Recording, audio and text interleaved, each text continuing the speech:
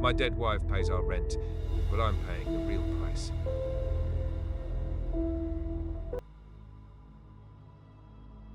The day I lost Sella wasn't just the day she died. It was the day the world was bled of its warmth, the day the physics of my life inverted. Food was just texture and ash in my mouth. Laughter was a sharp, alien sound, like glass breaking in another room. Every morning, driving to the job I could barely hold on to, I'd pass the grocery store. The same help wanted sign had been taped to the window for months, a constant, brutal reminder of the checkout lane she'd never stand in again, the space in the world she'd left behind. The house was the worst. It was a vacuum that still held the shape of her. I'd walk in, and the silence would roar in my ears.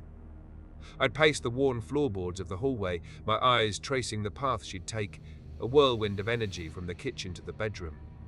I could almost feel the vibration of her footsteps in the wood. I would stand in the doorway of our bedroom, staring at the indentation her head had left on her pillow, a hollow I couldn't bring myself to smooth out. In those first few weeks, I did things I'm not proud of. I screamed at the ceiling until my throat was raw. I bargained with gods I'd never believed in, offering pieces of my own soul, my own body, anything, just to hear her voice one more time. The silence was my only reply. Then, one morning in that grey twilight between a nightmare and the crushing reality of waking up, something changed. It wasn't a decision, not really. It was a seed, a tiny dark thing that planted itself in the barren soil of my grief. And it began to grow. It was an idea so simple, so pure in its madness, that it felt like a revelation. I didn't need a god.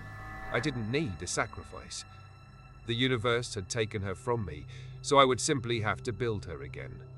The idea became an obsession, its roots twisting through every thought. Making coffee, Sella liked 2 sugars, stirred counterclockwise. Watching the news, Sella would have laughed at that politician's ridiculous hair. Every waking moment became an act of reconstruction. The project began with memory. I laid out every photograph we owned across the living room floor, creating a timeline of her life, of our life. I stared at her face until the smiling images burned themselves onto the backs of my eyelids.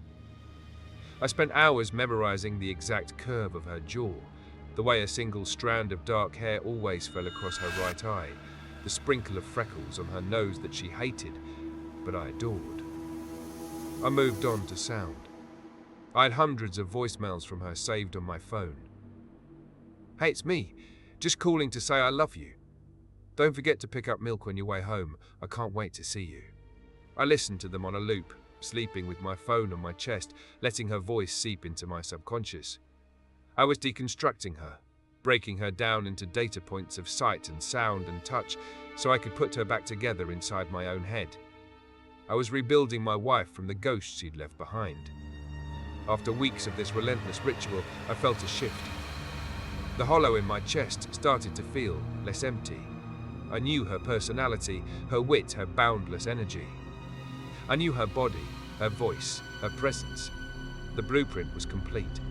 The rose in my mind, as beautiful and thorny as she was, had opened. Now, all I had to do was talk to her. It started with a whisper. "How was your day, honey?" I'd asked the empty passenger seat on the drive home. "I miss you," I'd murmur to her side of the bed before succumbing to a fitful sleep. For weeks, the only answer was the suffocating silence. I was speaking into the void, and the void wasn't speaking back. I almost gave up. The grief, the sheer weight of her absence, threatened to crush the fragile construct I'd built. And then it happened. I woke one morning not to the screech of my alarm, but to the rich, earthy smell of fresh coffee. My eyes cracked open. On my bedside table sat a steaming mug, just the way she used to make it. My heart hammered against my ribs. And then I heard it. Her voice, as clear and real as if she was standing right there. A soft murmur from the hallway. "I love you, my darling." I launched myself out of bed, adrenaline surging through me like electricity. I ripped the door open, my breath catching in my throat. The hallway was empty. But the scent of her was everywhere, coffee and something else, fried eggs, and the sweet, warm smell of the honey she always drizzled on toast. Her voice echoed in my head, a melody I thought I'd lost forever. "Go get ready for work, honey. I've already made breakfast for you."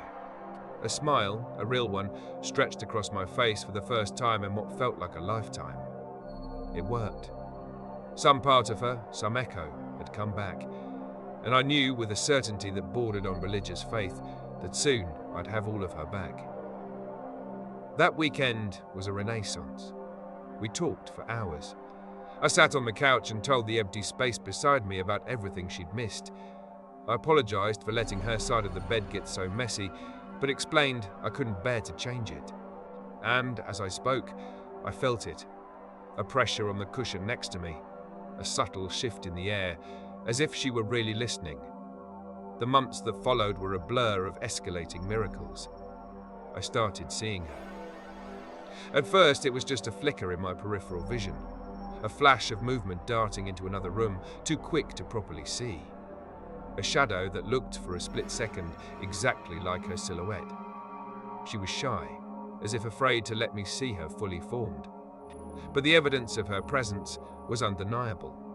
Every morning, a fresh cup of coffee. Sometimes little gifts would appear on my pillow, a wildflower from the garden, a book I'd mentioned wanting to read. I had no idea how she managed it, and I didn't care. My wife was home. But a strange side effect began to creep in. Despite sleeping for 8, 9, 10 hours a night, I was constantly bone-deeply exhausted. A permanent weariness settled behind my eyes. It was as if I was living two lives at once. But the exhaustion had an unexpected benefit.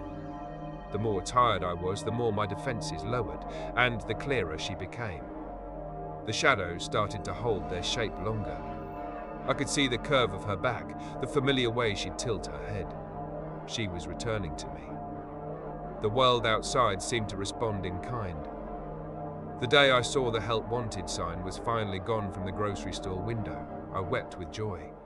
Things were resetting. My life was snapping back into its rightful place. At my own job, however, things were falling apart. My performance had been slipping for months. I was forgetful, sluggish. After a series of warnings I barely remember receiving, they let me go.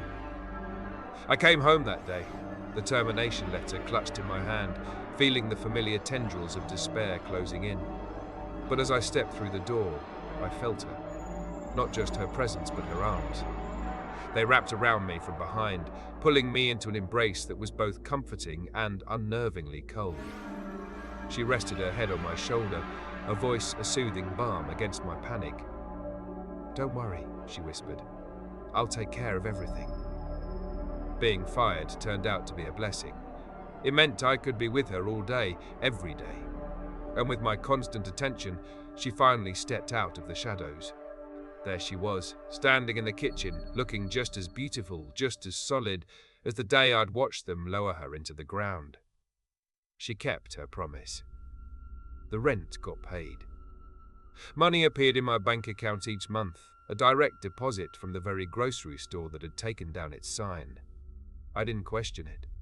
I was too happy, too consumed by her return. But the exhaustion was getting worse.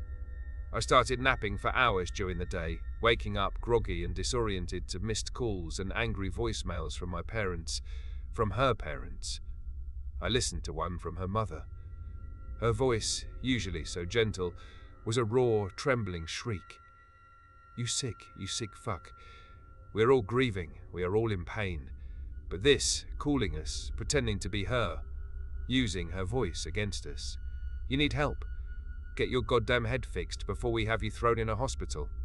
Sella cried when I played it for her, her translucent form trembling. Why don't they recognize me? She sobbed. Why would they say such awful things? I held her, whispering reassurances, my heart aching for her pain. They should have been happy.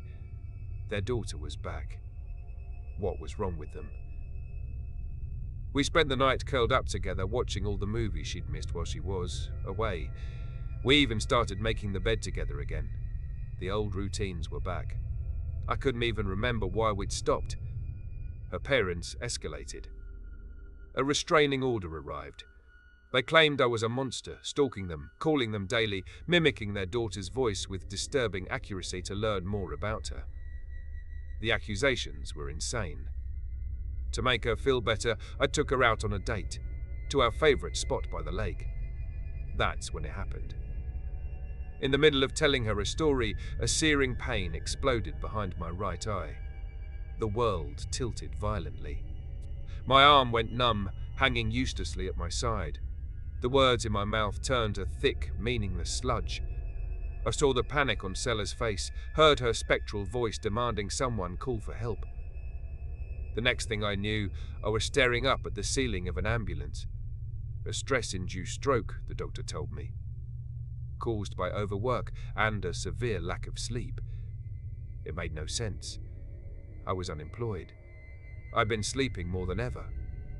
But I couldn't argue. My mind was a fog. The hospital paperwork showed I had excellent insurance, paid for by my employer, the grocery store. Sella had taken care of me even then. The stroke, however, had stolen more than just the feeling in my arm. It had stolen pieces of my memory. It took almost a year for me to notice the true extent of the damage. It started with little things. I was starting to forget. I couldn't quite picture the exact shade of green in her eyes. Was her laugh a high, tinkling sound, or a deep, throaty chuckle? The details were blurring. The blueprint I'd used to build her was fading. And she noticed. As my memory eroded, so did she. The solid form I had cherished began to waver, her features gliding and shifting like smoke. Her touch, once just cold, was now freezing, leaving behind a faint ache on my skin. My mind, in its panic, tried to fill in the gaps, but it was grabbing for the wrong things. It was patching the holes in her image with my own growing fear. The gorgeous figure I had so painstakingly reconstructed was being draped in a skin of pure terror. I was looking at her, and I was no longer sure who or what I was seeing. Her voice changed most of all. It was no longer the angelic melody I'd pulled from old voicemails. It was a torrent of glitches and screams, a chorus of my own deepest anxieties given sound. It would lash out at me from the shadows. Why did you bring me back? Why did you make me look like this? Sleep became my only escape, but it offered no rest.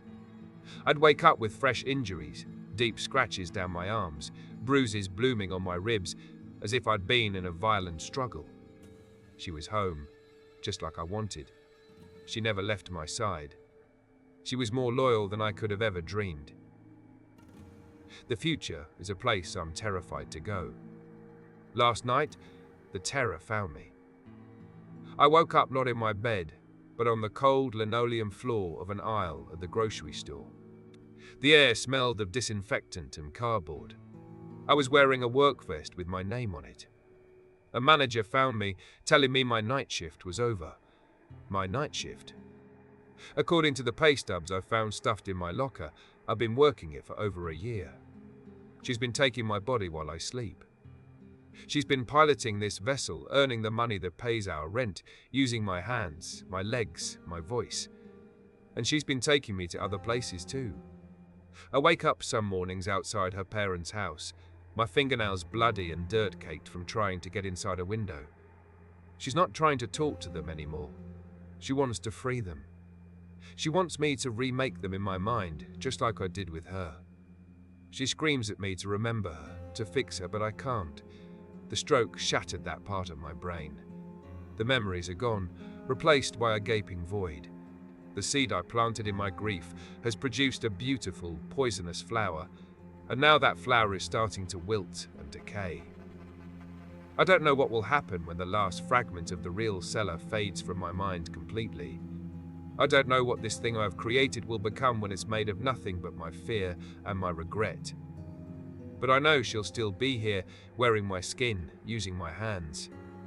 And I have to wonder, when she finally decides she's tired of this body, Whose body will she want next?